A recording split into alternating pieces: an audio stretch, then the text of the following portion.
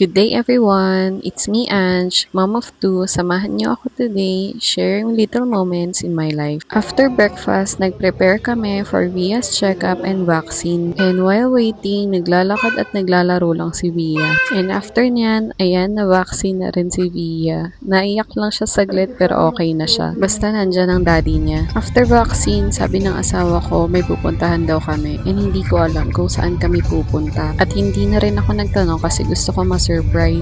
At ito, na-surprise nga ako dahil napakaganda ng lugar dito sa General Trias. Bar and Palette, para siyang Japanese-style restaurant. Grabe yung place, pang mamahalin talaga siya. And kami, nakapambahay lang. Ang ganda ng ambience and super Instagrammable yung place nila. Parang kahit saang sulok ng restaurant na to, pwede ka magpa-picture sa sobrang ganda. Sabi ng anak ko, maghulog daw kami ng coins dito. So, ito yung restaurant, Bar and Palette. Hindi ko alam kung tama yung pronunciation, pero okay na yan. So, naghahanap kami ng mauupuan namin and napili namin umupo sa outdoors dahil ang sarap ng hangin, ang ganda ng view. And meron din silang golf course dito. Nakakatuwa din ang kanilang service dahil very maasikaso ang kanilang staff at syempre, pinaka-importante sa lahat, masarap yung food nila. Nag-order lang ako ng beef tapa, pesto pasta kay daddy, spaghetti naman kay Liam, and potato wedge. Tapos nag-order din kami ng kanilang pizza classic margarita. Tapos